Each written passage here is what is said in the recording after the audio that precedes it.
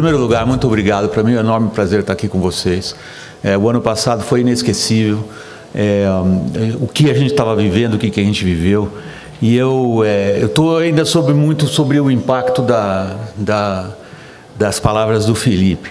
Eu vou tentar ligar 3 cenas rápidas que eu vivi nessas últimas horas e ver se elas fazem o mesmo sentido quando a gente olha para o que está acontecendo na política e, portanto, quando a gente olha para o que está acontecendo na economia do país.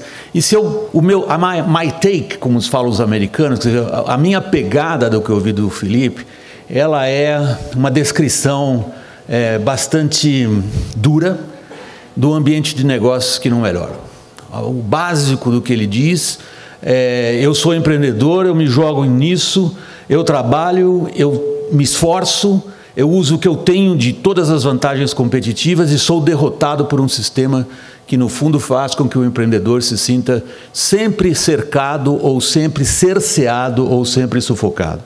É muito curioso na análise que ele faz uma série de observações de cunho antropológico, inclusive, que a gente colocaria, os cientistas políticos como eu, debaixo daquela manchetinha, caráter nacional brasileiro. Tem uma pancada de coisas que ele fala que são reflexões e que ele puxa do caráter, assim, as coisas culturais mais abrangentes da maneira como a gente no Brasil vê o mundo e vê negócios, mas a pegada dele é muito prática, muito direta. E ela, se eu posso transformar todas essas coisas sofisticadas numa manchete brutal, o ambiente de negócio do Brasil foi, continua e continuará o ambiente de negócios que tolhe o empreendedor e que torna essa diferença que a minha geração viu da renda média de um brasileiro em relação às economias mais avançadas menor, porque ela não diminuiu na última geração. A nossa distância para as economias avançadas continua a mesma. Nós éramos 1/4 da economia americana em termos de rendimento médio, continuamos sendo 1/4 da economia americana em termos de rendimento médio, ou seja, a gente olha para 30 anos e a nossa capacidade de se aproximar daquilo que a gente considera que o objetivo a ser alcançado não diminuiu. Essa é uma cena que me impressiona muito, porque afinal de contas a gente viveu uma onda, ok? E eu vou chegar nela depois de contar para vocês a segunda cena das últimas horas que me impressionou muito. A primeira do Felipe é mais recente, em que me convence, sim, que há um problema central nesse país a ser mudado, fora as questões de caráter nacional, que tem a ver com a capacidade da gente explorar os recursos do nosso território. A segunda cena eu trago de Maracaju, Mato Grosso do Sul. Eu estava palestrando lá ontem. É uma plateia enorme, em torno de 800 produtores rurais. Eles plantam soja e milho. Uma das bases eleitorais mais importantes para explicar o fenômeno Jair Bolsonaro.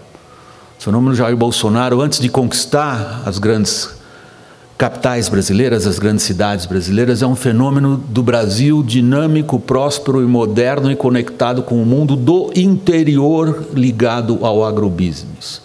Essa é genuíno. É uma candidatura que nasce em um setor muito específico. E ali eu estava, evidentemente, fazendo um pouco de graça para a plateia e mostrei para eles esse símbolo da política brasileira hoje, a caneta do presidente. E disse, vocês que são tão relevantes, quando jornalistas como eu tentam explicar o fenômeno Jair Bolsonaro, vocês acham que a caneta dele hoje vale mais ou vale menos, 5 meses depois dele ter começado o governo? Aquele silêncio na plateia, aquelas risadinhas. Aí eu disse, há um problema, né? Ele tem que enfrentar um outro poder, e este é o nosso sistema de governo, o nosso desenho do sistema de governo. A gente tem um chefe de executivo forte, que venceu um plebiscito, chega ao Palácio do Planalto, montado num capital político extraordinário, e aí ele tem que se virar com um legislativo que ele tem vontade do quê, pessoal? O que vocês fariam se vocês fossem o Jair Bolsonaro? O que vocês acham que foi a resposta? Fecha aquela porra. Eu falei como piada, a plateia se levantou e aplaudia entusiasticamente, achando que eu estava propondo que se fechasse aquela porra. é uma realidade política das mais complexas a que nós estamos vivendo hoje. E ela continua imprevisível, ela é delicadíssima, grave e perigosa. Nós não vamos, para adiantar logo, para dar o spoiler, como se fala hoje, para dar o spoiler da minha palestra, nós não vamos viver um período político livre de graves turbulências no período que está imediatamente adiante de nós. Isso tem a ver com essa ideia que a gente tem da caneta do presidente. Vejam, o que a gente viveu de um ano para cá? A gente viveu uma onda disruptiva extraordinária, em termos históricos, não há nada comparável com o que a gente experimentou nesses últimos 12 meses em termos de mudanças políticas no Brasil. Eu não estou aqui fazendo um julgamento de valor, dizendo para vocês que isso é muito positivo, que isso é lindo, que isso é maravilhoso. Eu estou registrando, como analista político que eu sou, que um ano atrás nenhum de nós tinha uma ideia muito clara do grau de destruição das instituições políticas que essa onda trouxe. O principal beneficiado dessa onda disruptiva, essa onda de transformação, foi o próprio Jair Bolsonaro. O Jair Bolsonaro é quem atendeu a uma demanda clara do eleitorado, claríssima do eleitorado, que é esta que eu vi ontem à noite de novo: vamos chutar o pau da barraca. Vamos destruir o sistema que o Felipe, aí eu estou ligando as coisas, hein? Que o Felipe, nas palavras dele, também descreve como um sistema que o impede de progredir, que o impede de prosperar, que o impede de trabalhar, que o impede de viver de acordo com o que ele acha que é justo, porque ele é honesto, ele paga impostos, ele rala. Quem é o outro, além do Felipe, desses produtores rurais que vocês identificam com esta simbologia de quem trabalha, rala, sofre, toma riscos e é prejudicado por um sistema que, evidentemente, as pessoas percebem como ele sendo hostil e prejudicial? O caminhoneiro. Isso é um símbolo extraordinário da política brasileira nos últimos tempos.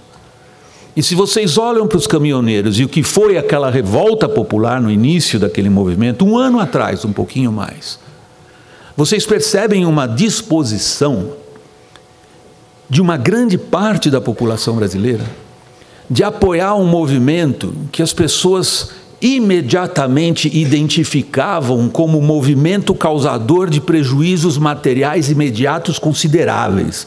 E mesmo assim as pessoas se dispuseram a apoiar de forma entusiástica uma paralisação daquele tipo, embora soubessem que não iam ter mais combustível nos postos, remédio na farmácia, comida na prateleira do supermercado e não podiam se deslocar para trabalhar, porque a vontade de dar uma banana para aqueles lá em cima era muito maior do que o habitual cálculo custo-benefício, que é o que normalmente a gente considera quando a gente tenta entender por que as pessoas agem como elas agiram. Abrindo um parênteses, a outra janela que a paralisação dos caminhoneiros nos proporcionou em termos de entender isto ao que o Felipe se referia do caráter nacional brasileiro, é muito chato. É muito chato, principalmente para nós que em toda a acepção da palavra pertencemos aqui, todos nós aqui nesse recinto, à elite da elite da elite. As pessoas no Brasil não sabem que o governo não tem dinheiro. Elas não sabem o que é dinheiro público. Elas acham que o governo tem dinheiro. Elas não entendem que o dinheiro público é o dinheiro delas. E aí quando vocês voltam e meia, isso a gente às vezes desabafa e fala: o povo burro não sabe votar, é pior. Não entende essa relação básica numa democracia representativa. Fecha parênteses. É uma outra questão de caráter nacional que o Felipe e eu podíamos, e todos nós aqui, podíamos dialogar muito a respeito disso. Eu fecho parênteses e prossigo na minha linha de raciocínio, que é a seguinte. Nesta onda disruptiva, a gente viu a convergência de uma série de forças políticas que não necessariamente agora combinam entre si. E isto se dá num ambiente de crise fiscal que exacerbou todos os antigos problemas que nós já tínhamos em distribuir e acomodar interesses regionais, interesses econômicos, interesses políticos, através de algum tipo de benesse estatal. Nós quebramos como Estado, um Estado que toma metade da economia, toma metade da riqueza produzida no país, ele perdeu a capacidade de investimento, ele perdeu até mesmo a capacidade de custear a própria máquina, e isto numa situação na qual 2/3 da população brasileira dependem diretamente de alguma coisa que o Estado lhes dá. O número é horrível. De cada real que sai de um cofre público que está quebrado, 75 centavos estão já destinados a algum tipo de assistência, algum pagamento de aposentadoria, algum incentivo fiscal, alguma desoneração de folha, algum programa que garanta algum tipo de proteção a algum setor determinado. Quando a gente fala de crise fiscal no Brasil, leia-se reforma da Previdência, que esse é o principal gasto social. Quando a gente fala disso, nós estamos falando, na verdade, de uma crise social de proporções continentais. Não há nada parecido na nossa história. Vamos refazer o fio do raciocínio, então. Quanto vale a caneta do presidente depois de uma onda disruptiva que quebra lideranças políticas antigas, tira do poder um partido identificado como principal artífice do sistema que as pessoas entendem que lhe é prejudicial e coloca ali alguém com um imenso capital político que obtém essa vitória, em boa parte dizendo às pessoas: votem em mim, porque eu ajudo vocês a chutar o pau da barraca. Votem em mim, porque a política que vocês identificam como sendo uma das grandes causas de vocês não conseguirem realizar o que querem, esta política nunca mais será a mesma. Percebam como nas palavras do Felipe, essa narrativa dos nossos problemas permeia praticamente cada segundo parágrafo dele. Em cada quase segundo parágrafo, Felipe está aqui ou esteve aqui dizendo a nós o seguinte: ou é a regulação, ou é a burocracia, ou é o sistema tributário, ou é o judiciário, ou é a corrupção, e esse conjunto é o sistema ancorado em instituições, principalmente da esfera política, que não tem compromisso com o país, mas apenas consigo mesmo. E aí a gente coloca como chefe do executivo alguém com esse capital político e esse, desculpem, às vezes como uma plateia aqui, ou uma plateia de um nível excepcional, e eu posso me dar esse luxo de usar esses anglicismos, é um político com esse drive de dizer: isto aí acabou comigo, isto aí acabou com a minha caneta, isto aí acabou porque... E aí a gente começa a entrar um pouco já nas particularidades do momento e desta figura. Isto aí acabou porque eu recebi uma missão de Deus. Eu tenho um mandato divino para levar este povo, subjugado por esse sistema, a uma terra prometida que vai se caracterizar por liberalização da economia, uma mudança dos valores e dos costumes, uma negação do que até aqui foi a destruição da sociedade brasileira por forças esquerdistas e comunistas, e que se manifesta na incapacidade de a gente educar os nossos jovens para uma sociedade aberta e liberal. Olhem a amplitude e a ambição de tudo isso. E ele tem a caneta. Aí a gente começa a olhar para a realidade da nossa política e constata o seguinte: nós somos, de fato, responsáveis por um desenho de sistema de governo que é, sem dúvida, o pior do mundo. É difícil encontrar um sistema de governo com uma efetividade decisória tão baixa como o sistema de governo que nós, brasileiros, inventamos para nós mesmos. Isso não nos foi imposto por ninguém. Isso é o nosso desenho que a gente vem carregando há quase 30 anos, pelo qual a gente opõe a uma figura forte como esta. O adversário dele, se tivesse sido vencedor da eleição no passado, também seguiria uma figura forte, tá? Não estou fulanizando aí figura forte porque é o Jair Bolsonaro. O que eu estou evitando aqui é alguém eventualmente pensar que eu estou dizendo é uma figura forte porque tem uma postura autoritária. Não, ele é uma figura forte porque o chefe do executivo no Brasil, ele vence um plebiscito direto e ele entra no Palácio do Planalto endossado por um monte de votos. Isso não é pouca coisa, ele tem peso. E ele tem que lidar com o legislativo, que no nosso sistema de governo tem enormes prerrogativas, enormes.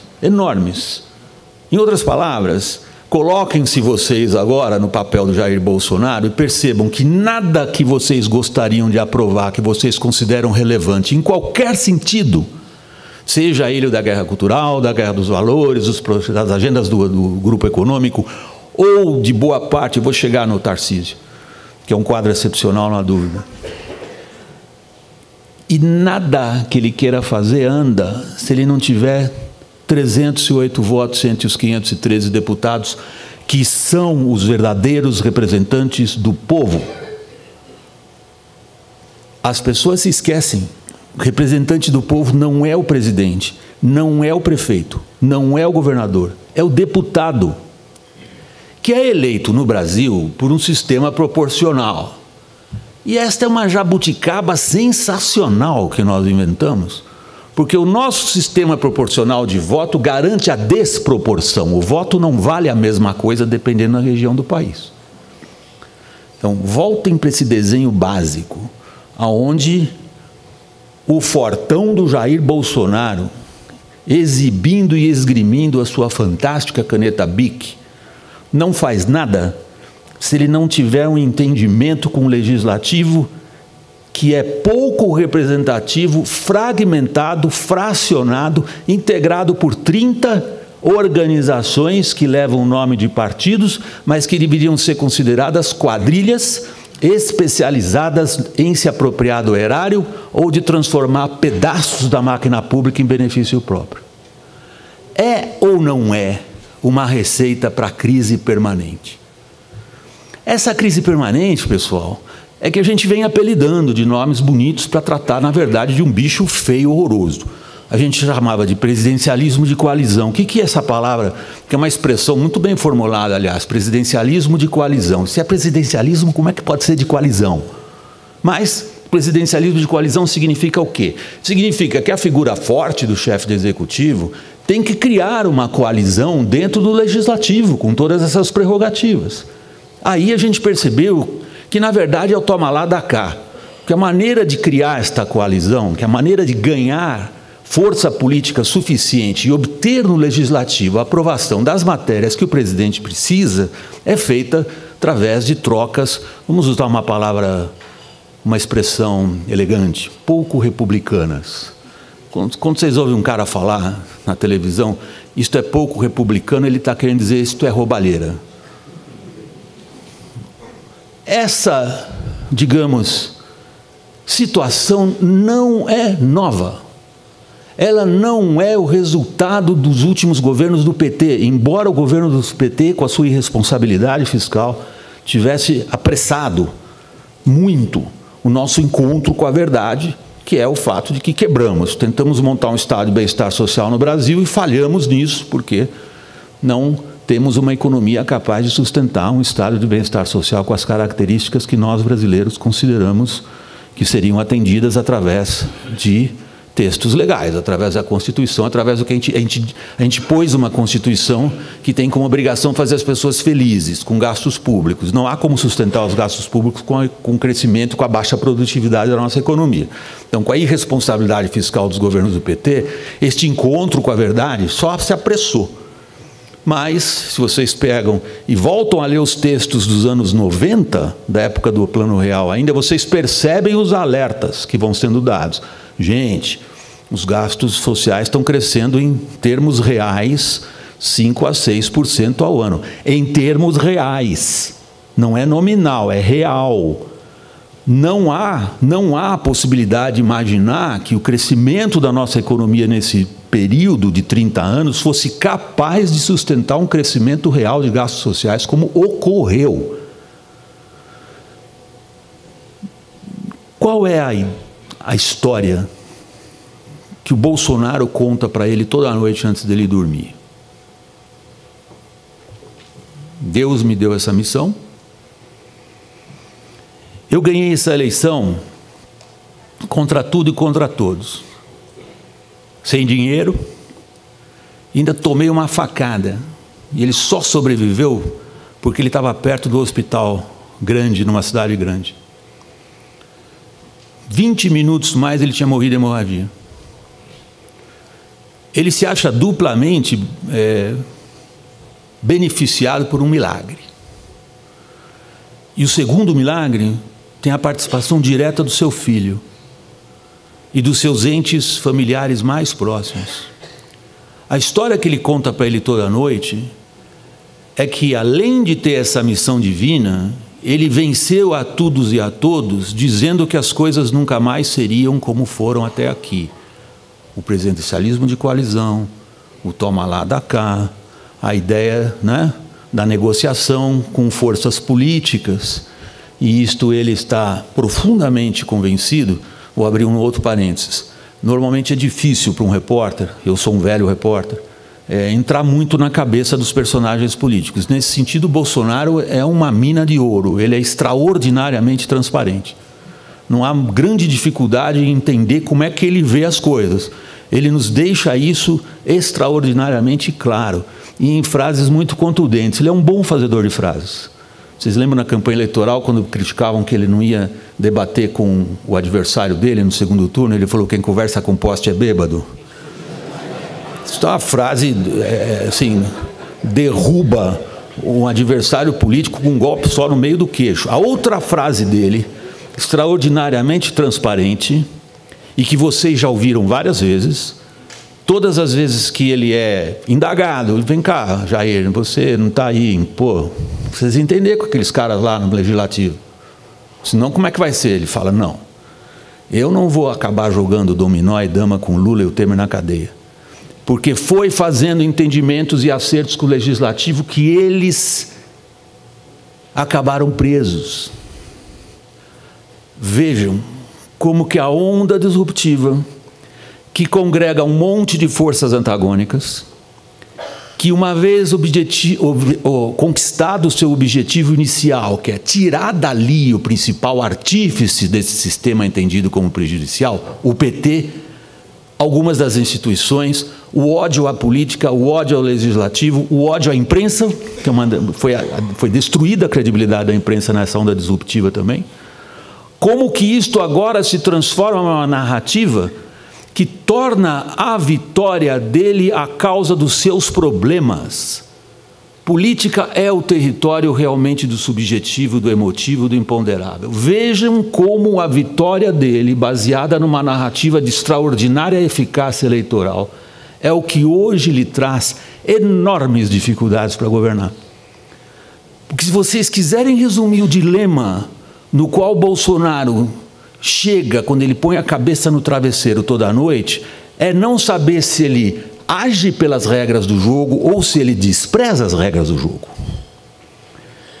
E ele, transparente como ele é, ele nos dá a clara noção desse dilema que ele não conseguiu decidir ainda, se é que há uma solução.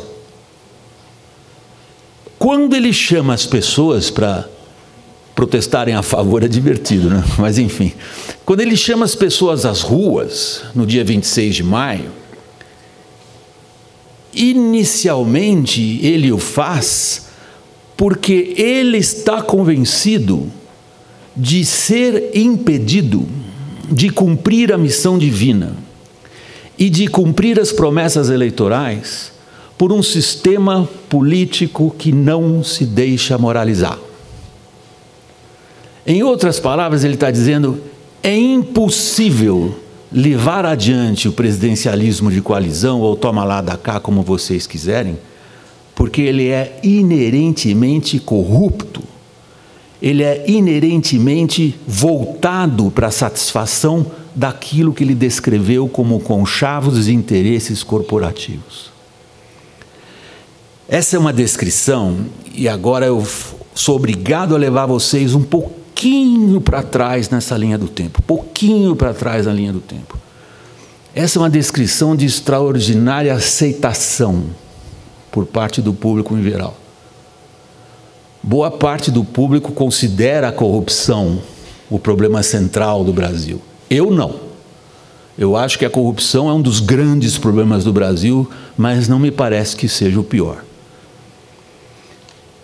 Essa ideia de que a sociedade ela é incapaz de se defender dos abusos que são cometidos contra ela, pela corrupção da política ou pelos próprios abusos do Estado, que é o que vocês ouviram na descrição do Felipe. Vocês ouviram várias descrições de abusos cometidos pelo Estado contra a sociedade civil. Essa ideia de que a sociedade brasileira é indefesa, ela não tem capacidade de resistir aos abusos que são cometidos contra ela, é a narrativa da Lava Jato. Não é a narrativa política da Lava Jato dos últimos tempos que faz com que um dos seus grandes expoentes entre na política. Isso é muito positivo. O Moro, o grande destruidor de reputações políticas, vira um político. O que ele está dizendo? A crítica de esquerda, ele é imbecil ao extremo. O que ele está dizendo com isso? Que há uma saída na política, que é uma das esferas que ele mais ajudou, não, eu não quero, estou pondo a culpa no Moro, eu estou dizendo, o que a Lava Jato nos deixou, em boa parte como consequência, é uma desconfiança profunda das instâncias políticas das quais nós dependemos para encontrar nossas respostas se nós brasileiros formos cumprir as leis que nós mesmos escrevemos. Essa ideia de que a sociedade é hipossuficiente, essa palavra, né, técnica, ela não consegue se defender sozinha, é a razão da existência do Ministério Público, é a razão da existência da Força Tarefa Lava Jato. Ela é uma instância de controle externo da esfera daqueles que foram eleitos, mas eles não foram eleitos.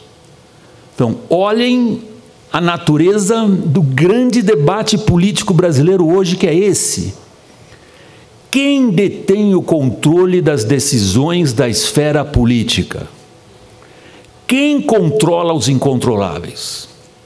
Onde está a força política que é responsável pelas decisões das quais nós dependemos para enfrentar imediatamente uma crise fiscal avassaladora ou para colocar em andamento uma série de outras reformas, das quais a reforma da Previdência é apenas um comecinho, e não vai resolver praticamente nada se as outras reformas não vierem. O que é a esfera política que toma a decisão? É a caneta do presidente?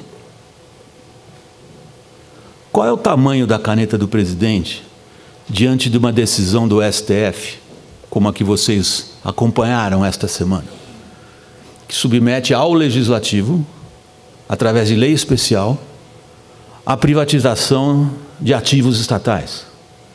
Não estou falando das subsidiárias, aquilo era meio óbvio, não dava para eles votarem diferente. Porém, precisamos de uma lei especial que confere ao Legislativo a prerrogativa de determinar um dos aspectos centrais de uma agenda econômica. Qual é o tamanho da caneta do Jair Bolsonaro? Ele precisa se entender com o Legislativo, ou não?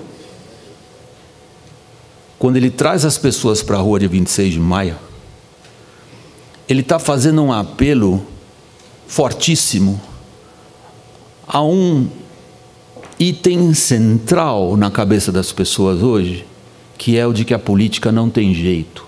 E, ao mesmo tempo, ele é obrigado a lidar com a política. Entenderam o dilema do travesseiro do Jair Bolsonaro toda noite?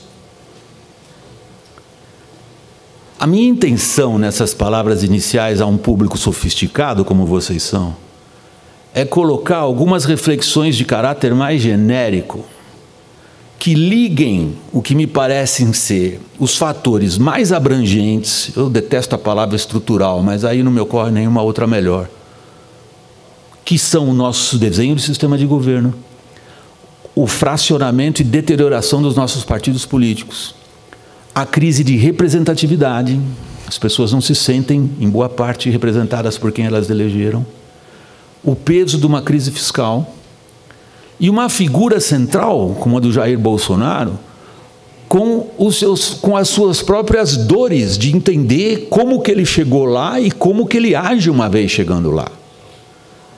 É fundamental a gente entender o que vai na cabeça das pessoas. E o que está acontecendo então, diante disso que eu estou descrevendo?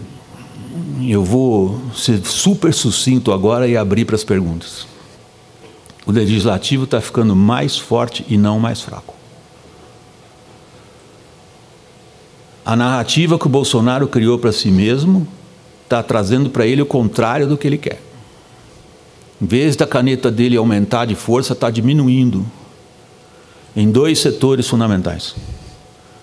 O legislativo está cercando a capacidade do executivo de administrar a alocação de recursos.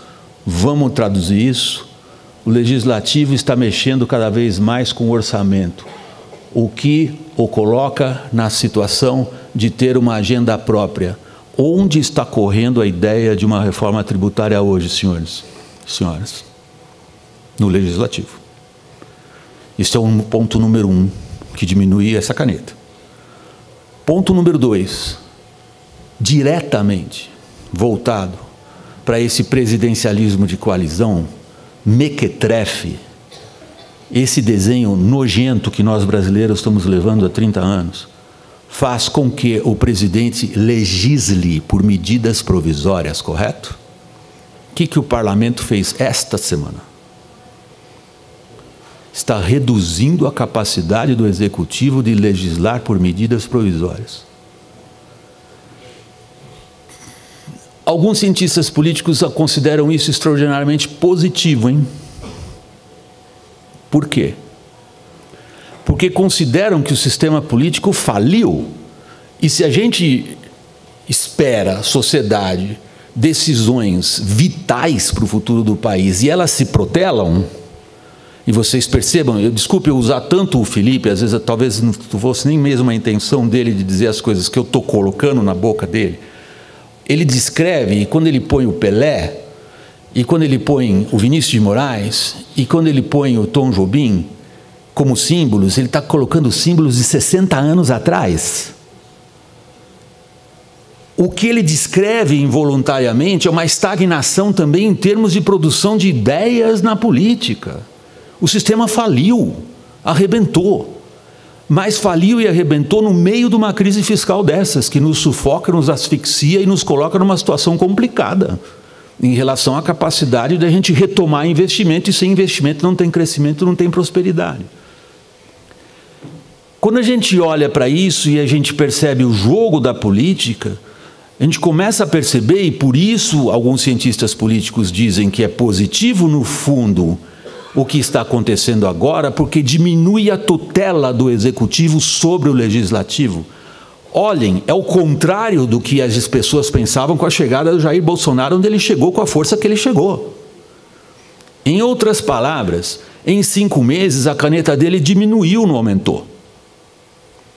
E quando ele conseguiu aprovar coisas, foi fazendo o que ele disse que não ia fazer, que é negociar. A palavra articulação para ele é um palavrão nojento, uma obscenidade, quase um sinônimo de safadeza.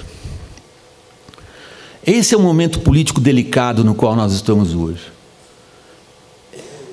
Para completar, nós temos um judiciário que é, na figura da sua Corte Suprema, do STF, uma das maiores fontes de onde emana a insegurança jurídica.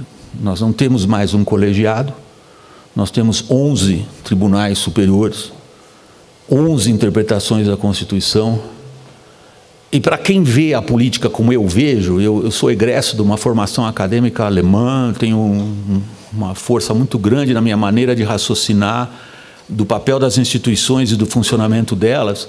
Quando esta instituição central, que tem que interpretar a norma básica que regula as relações de uma sociedade, se esfrangalha, como nós estamos esfrangalhados hoje aí, e a gente vê que as decisões tomadas são decisões tomadas por cálculo político. Não é como o Ministério Público se define. O Ministério Público se define como o agente político da lei. Não sei se vocês conhecem essa definição, está na raiz da existência deles. É o agente político da lei. Por isso que eles têm essa narrativa muito bem calcada de serem aquela instância de controle externo que defende uma sociedade dos abusos, porque eles são os agentes políticos da lei. Mas o político aí é entendido numa coisa muito ampla, quase filosófica. As decisões do Supremo são políticas no sentido imediato. Qual é a repercussão nas redes sociais? Qual é a consequência política imediata para cá ou para lá? Aí, a capacidade que a gente tem de prever o que vai acontecer diminui muito. E não há nada mais horrível para quem tem que tomar decisões de investimento ou de consumo do que imprevisibilidade. Isto é insegurança. A insegurança jurídica, na verdade, é a tradução do fato das pessoas não saberem quais serão as regras do jogo.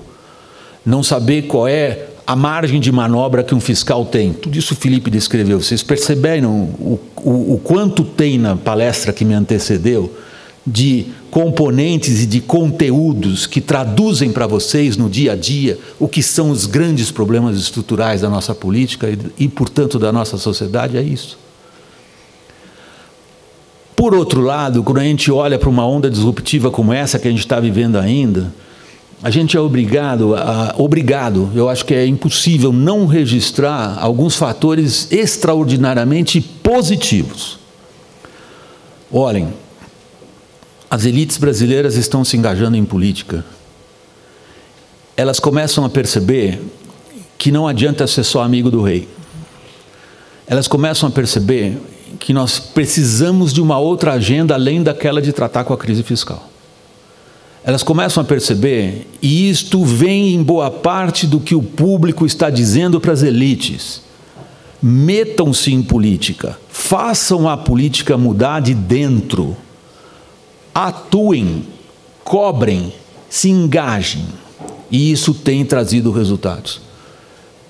Não na velocidade que a gente gostaria, talvez não na amplitude que a gente necessita, mas é incontestável, eu acho, e essa é a minha interpretação pessoal da realidade, evidentemente, é incontestável que nós estamos vendo o ambiente político mudar em boa medida porque as pessoas passaram a se interessar por política, passaram a entrar em política, passaram a discutir política, passaram a viver política. Isso é muito importante, isso é muito positivo. Não elimina a minha observação inicial que o momento é crítico, o momento é delicado. Dependendo das decisões que a gente tome ou da dificuldade que a gente tenha de tomar decisões, caminhos por um bom prazo de tempo estão sendo decididos agora. Nós estamos realmente no que se chama em inglês numa historical junction, num cruzamento importante. Nós não temos muito tempo para fazer isso. O tempo se fechou para nós em termos de janela demográfica, e não é a questão da aposentadoria a qual eu me refiro ao fato de que o Brasil cresceu nessas últimas décadas, incorporando ao mercado de trabalho um enorme número de jovens mal qualificados e mal preparados, e que se a gente quiser crescer agora, nós vamos ter que preparar melhor as pessoas. Então a chave para a gente sair da estagnação em que estamos é quebrar o nó político e é uma agenda de produtividade. A gente precisa fugir do debate rasteiro e das irrelevâncias. E aí, apenas como nota de rodapé, é isso que muitas vezes me irrita, para falar a verdade.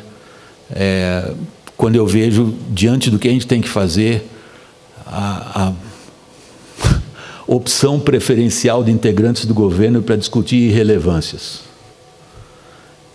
que faz a gente cair naquela frase de brincadeira: Jair, contaram para você que você elegeu o presidente, você ganhou a eleição, então larga da porra do Twitter, né?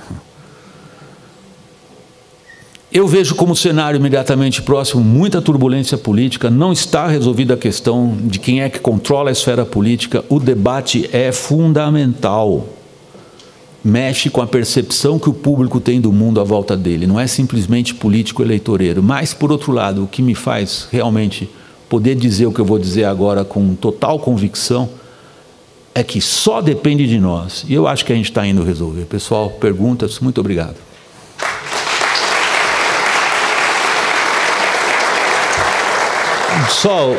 Só um recado que eu esqueci de dar, porque eu me acostumei a essa minha vida nova e eu fui contratado pela CNN Brasil. Então, tudo que eu falei aqui foi em meu nome, tá? Voltei a tempos quando eu trabalhava para outra emissora, e toda vez que eu ia no encontro público, eu tinha que dizer: todas as opiniões que é um disclaimer, tá? Que nem bula de remédio. Tudo que eu falei aqui é eu no meu CPF.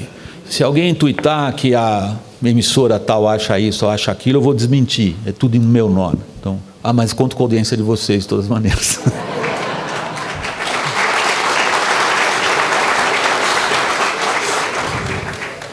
William. Diga-me.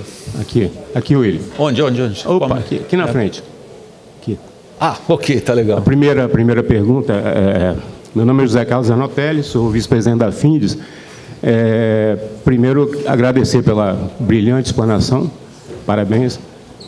Veio muito em complemento ao ano passado, né? Eu acho que você foi bastante enfático e bastante claro. Eu queria só fazer uma observação, eu queria que você comentasse em cima, que a gente percebe assim, que existe um medo muito grande, dado o atual momento político que a gente atravessa, do Congresso em aprovar integralmente a proposta da reforma da Previdência, com a preocupação de cacifar o governo. Se, de repente, você identifica dessa forma também, ou você vê de uma forma diferente? Entendi o seu argumento. Você adotou uma narrativa dos grupos bolsonaristas mais acirrados como a sua própria, e ela está embutida no enunciado da sua pergunta. A narrativa é: eles não querem aprovar a reforma da Previdência porque, se isso acontecer, fará bem ao país, aí o Jair ganha. Esse é o tipo da narrativa política que guarda pouquíssima conexão com a realidade dos fatos. Pouquíssima. Na verdade, os principais problemas que nós enxergamos até aqui para a aprovação da reforma da Previdência é este dilema do Jair, que é entender que ele tem que se entender e, ao mesmo tempo, assumir que, se entendendo, ele está fazendo algo errado. Ele está com uma perna em cada lado e isso está partindo. E isto, toda vez que isso acontece no agente político, ele deixa de ter sentido e direção no que ele faz. E se você sai um pouquinho da espuminha do minuto a minuto da internet e faz a linha do tempo é sempre uma grande ferramenta em análise política. Você olha cronologicamente o que acontece e o que não acontece, você percebe que os êxitos na aprovação de matérias legislativas estão diretamente ligados a algum tipo de articulação política lá dentro e os fracassos ao contrário. Mas ele não vê assim.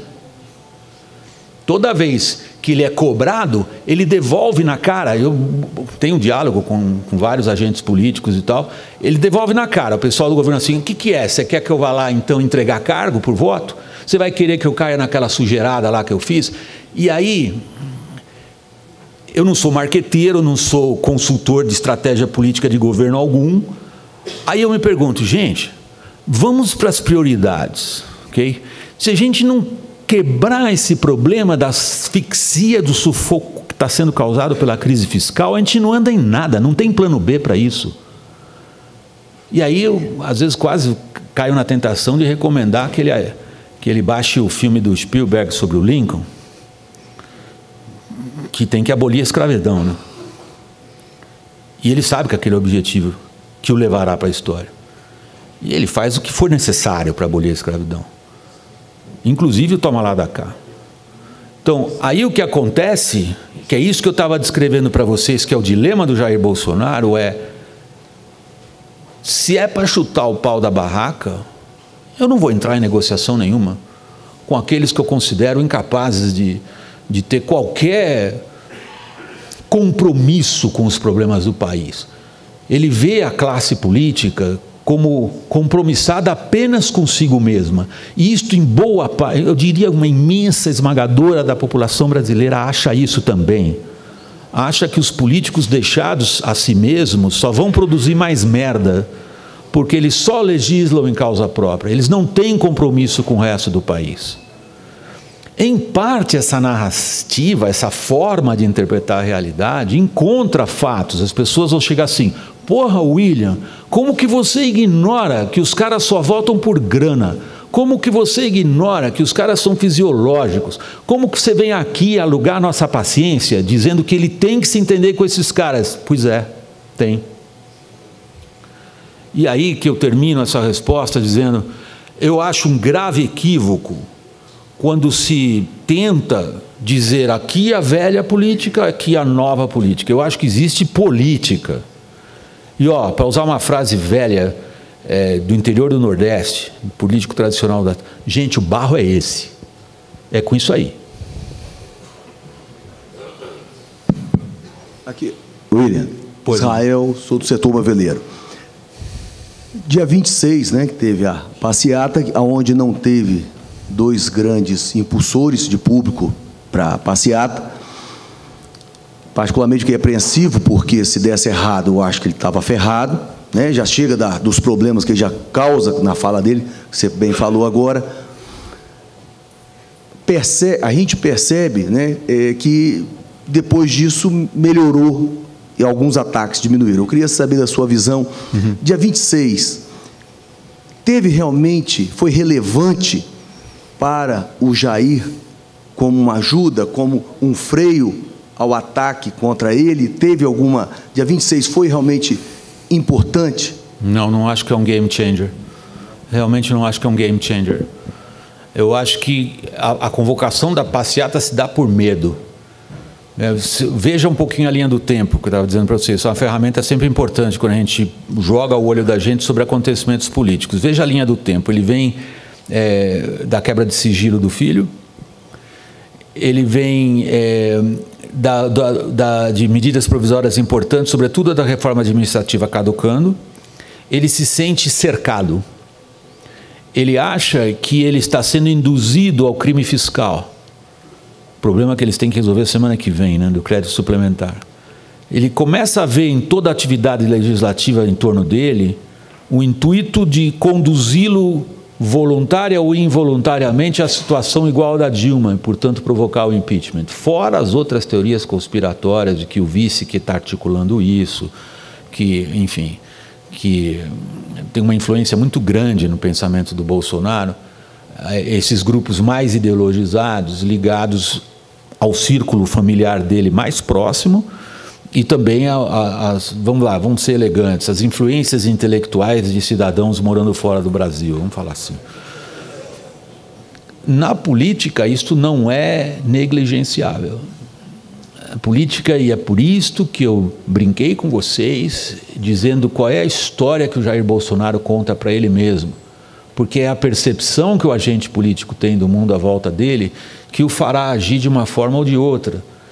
E essa influência intelectual vinda dessas esferas, e mais da família dele, é um componente muito importante na maneira pela qual o Jair Bolsonaro percebe as coisas acontecendo à volta dele. Ele percebeu, ou percebeu-se, como vítima de uma grande conspiração para induzi-lo ao erro e ao crime fiscal. E ele acabou criando um grupo que, na verdade, nem existe, que é esse centrão, que não tem... jornalistas velhos como eu, a gente sempre faz uma brincadeira, assim, quando a gente está diante de uma coisa assim, mal definida. A gente fala assim, tem endereço, tem fotografia 3x4, tem um retratinho do centrão, tem lá o lugar lá que eu posso bater na porta e falo, bom dia, centrão, podia falar com o senhor? Então, o que a gente quer dizer com essa brincadeira de jornalista? É difuso. Por ser difuso não é coordenado, por não ser coordenado não é dirigido. Na verdade, o protagonismo do centrão é o protagonismo do legislativo, que vem do fato do governo não conseguir se segurar dentro. Volta para a linha do tempo. Pega aquele episódio do Paulo Guedes com medo de depor na comissão, foi na CCJ, com medo de comparecer à CCJ porque ia ser massacrado. Você já, peraí, vem cá, só tem cara contra o governo lá no parlamento ou não tem uma bancada do governo? Peraí, dentre aqueles 513 só tem nego do contra? Não tem uma aglutinação de parlamentares ali dispostos a defender o ministro que tem a principal agenda de transformação do país? Porque essa agenda da transformação da Revolução Conservadora, essa aí existe na cabeça daquelas influências intelectuais. Eu estou evitando adjetivar, vocês estão percebendo, está sendo difícil, mas eu estou evitando adjetivar. Essa ideia de que há uma revolução conservadora em curso, essa revolução levaria o país a realizar o que este grupo considera o mais importante. Eles não consideram a reforma da Previdência importante. O que eles consideram importante é destruir a esquerdização, destruir o que eles consideram que foi a indoutrinação da população brasileira, e tudo demais é subordinado a isso. Daí a briga deles com os militares. Porque os militares pegam um cara como o Tarcísio, pena que ele não está aqui, seria sensacional. Pega a cabeça do Tarcísio. Qual é a cabeça do Tarcísio? É a cabeça secular, racional, positivista, com hierarquia, método, disciplina, plano e meios de ação. É exatamente o contrário do que a turma empolgada com a luta ideológica, com mudar a cabeça das pessoas, acha que deva ser feito. Por isso que os militares são atacados por eles. Porque são encarados como um obstáculo à revolução conservadora. E aí é que você registrou aquela série de ataques às figuras que são centrais no governo. Por quê? Lembra como o Bolsonaro chegou na eleição? Ele tinha plano de governo? Quem pôs na mão dele um Tarcísio? Este tem um plano de governo. Os ex-integrantes das Forças Armadas, que na verdade são egressos de algumas das melhores instituições de ensino no Brasil. E de novo me facilita aqui muito poder falar para um público desses, porque se vocês em Wall Street se deparam com um indivíduo que opera no mercado de ações ou mercado de capitais americano e diz assim: eu sou egresso de West Point, esse cara tem uma enorme estatura, não por ter sido educado como um oficial das Forças Armadas Americanas. Ele é entendido como alguém que saiu de uma escola de liderança de business, com uma ideia do que tem que ser feito, em que prazo de tempo, com quais meios. Em outras palavras, como alguém que tem pensamento estratégico. Pensamento estratégico é alinhar os seus meios aos seus objetivos no espaço e no tempo. Isso é definição. Os militares têm isso na cabeça, no sangue, na pele. Para eles, a manutenção das instituições, legislativo, judiciário, imprensa e por aí vai, é essencial para quê? Para estabilidade, horizonte, prazos. Para os ideologizados, isso aí é um horror. Isso é um obstáculo que precisa ser arrastado junto. Afinal de contas, gente, a gente conquistou o país com as nossas ideias. Para pôr um nome nisso, vamos chamar de ideias. Conquistamos o país com essas ideias. E esses cabeça dura burros estão impedindo que essa revolução conservadora se estabeleça. Então, percebam como no noticiário do dia a dia, a gente está vendo uma luta pelo poder. Não é pouca coisa. Quando a gente vê se o COAF vai para o Moro ou não, é exatamente o ponto. Quem é que controla as decisões políticas e com quais ferramentas? Essas duas lutas nós estamos vendo acontecer agora. E grande parte do noticiário do dia a dia reflete exatamente esse tipo de luta. Por isso que eu disse que o momento que nós estamos vivendo é delicado, complexo e grave. Não porque eu seja pessimista. Não sou. William, eu me chamo Renato Menezes, sou empresário da área de construção. Eu queria fazer uma pergunta relacionada... Você representa o setor que encolheu 25% em 3 anos. E ainda vai levar... Não existe nada igual. E vai levar uns 2 anos ainda. Na história de grandes economias não existe nada igual do que aconteceu no teu setor. Eu queria traçar um paralelo rápido, só para denotar a importância do que eu queria colocar. A reforma da Previdência está muito em pauta hoje. Sim. Mas o evento que há 20 anos atrás aconteceu, um evento muito importante, foi a votação da idade mínima da reforma da Previdência no Congresso Nacional. Okay. E o então ministro do Planejamento, que era o Antônio Candir, que voltou para a Câmara para votar favoravelmente. Ele votou errado, se absteve, e a idade mínima não passou. Então, por um voto, famoso. Por um voto. Então, a gente está tratando esse debate com pelo menos 20 anos de atraso. E eu queria colocar um debate aqui que a gente vai ter que travar em algum momento. E só para traçar um paralelo bem rápido, assim, com relação à importância da política e as mudanças políticas, né? O Brasil teve uma mudança política importante quando saiu do Império para a República. O Brasil era um país pobre, a República não era contra os empresários e nós recuperamos um atraso de 100 anos, que a reforma industrial já tinha acontecido há 100 anos. E nós tivemos uma nova mudança em 1988, foi a nova Constituição. E nós chegamos em 1980 com 40% da produtividade dos Estados Unidos e nós estagnamos, né? Hoje nós temos 25%. Sim. Então, só para dar uma importância, uma noção do quanto que isso pesa. E tem um consenso hoje, que inclusive roda em toda a classe política, que o nosso sistema de presidencialismo de coalizão faliu. Sim. E acho que é importante a gente começar a discutir... Você falar que o sistema político faliu ou o sistema de presidente de coalizão, você está falando a mesma coisa. E a pergunta que eu sempre me faço, e espero que a gente não espere 20 anos para debater, o que a gente coloca no lugar? E tem muitas variáveis aí na mesa. Assim. Tem gente que fala de parlamentarismo, voto distrital. A gente tem um sistema que é muito concentrado em Brasília e fala assim, de centralização. Mas, dada a nossa cultura... Você o Guedes disse anteontem. Exatamente. Mas, dada a nossa cultura, se você tiver os sistemas de controle que nós temos, por exemplo, os políticos indicando os membros do TCU, que é quem toma conta, quem fiscaliza, você não tem independência. Então, tem muita coisa a ser discutida. Eu sou favorável a um sistema, por exemplo, de voto distrital.